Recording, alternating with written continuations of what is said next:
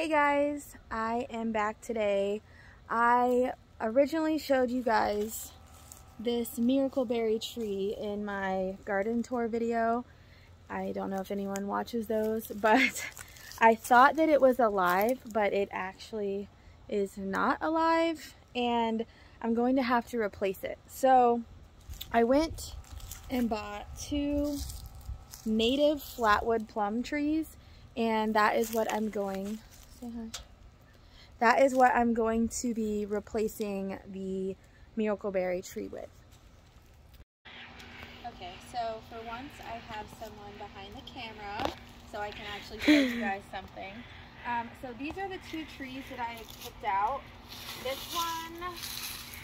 one is a little more leafed out, and this one is not all the way leafed out for the season. I think I'm gonna put this one up here in the front just because if anything happens and this one doesn't leaf out, which I don't see why it wouldn't, I want to make sure that I have a pretty tree up here in my front yard, because like I said, I do live in an HOA, and even though I have so many native plants and edible plants up here, it still has to look good and put together. I mean, as much as I want it to look put together. So I think I'm going to put this one in here, and this one is going to go in the backyard. So yes, so these are native flatwood plum trees. They are native here in Florida, but I'm not sure if they are native to the whole southeast, but I know Florida for sure. You only need 1 to self-pollinate itself, so I don't need the 2, I just wanted the 2. I've been wanting these plants for like 2 years, and I can hardly find them. So they will bloom in the spring. These are pretty young trees, so they probably didn't even bloom. They didn't bloom this year, but hopefully either next year or the year after that they'll bloom white blooms, and then they will produce an edible fruit. So either myself or the birds can eat the fruit. So I'm going to start by taking out this tree, and then I really don't amend any of the soil for native plants because they don't really need it, but I am going to top dress with some good semi-composted mulch. So I'll show you what I do. Are you recording? Okay. I don't even know how rooted in this thing is. Probably not very much so because it died so easily.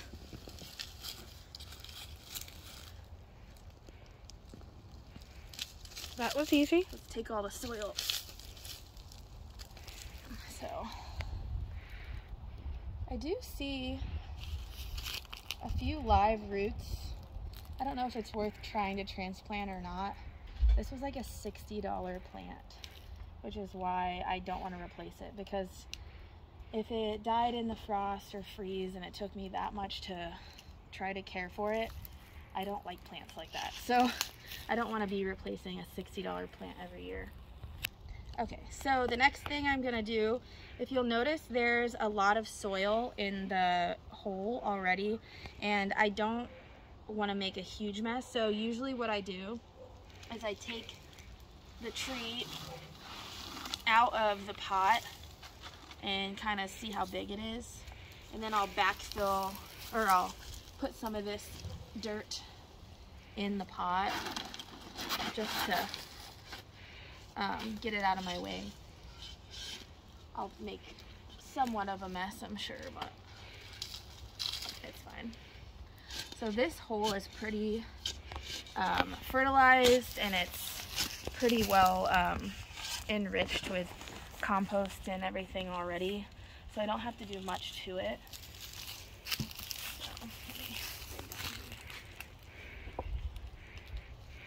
So let's look at. So the roots on here are not that well established on the side, so I'm not going to mess it up too much.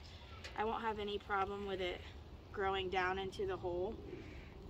So I'm just going to loosen and knock off some of this dirt on top down into the hole, expose the roots. And so I want to make sure that I don't plant this deeper than the ground level. So a little higher is okay, but lower is not. So that looks about right. Oh, also, you want to make sure you position the tree the way you want it. So that's not how I want it. I think I want it. You see how the tree branches out like this way mostly? That's how I want it to look, I think. How do you think? I think that looks good. Okay. Alright, so then I'll just backfill with the dirt right out of the ground. There's some old roots left from that other tree, but those will just decay.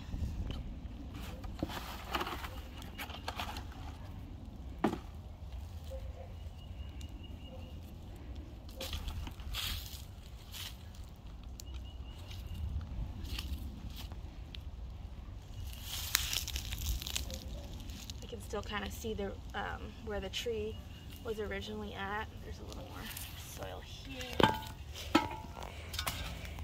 You always want to make sure that you don't have grass all the way up to where your tree is, because you don't want to mow near it.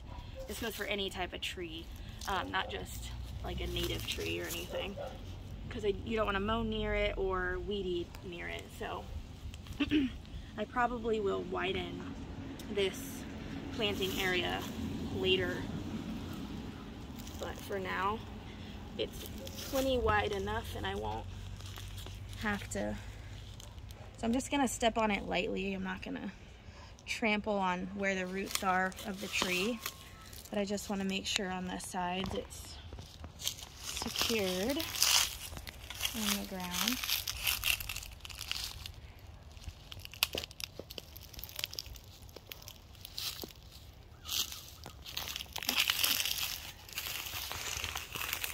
I think it might be leaning a little.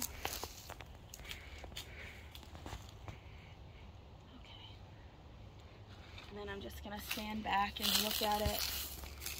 To me, it looks like it is not leaning, because it looks straight this way. It just looks like it's the top leaves are leaning that way, which could easily be corrected with a stake. So I may come in and stake it just to correct this little weed on top. But for now, I'm gonna leave it like this, and then the sprinklers will run in the morning. That's how I usually water this whole area. And then I'm just gonna mulch it, and that will be it.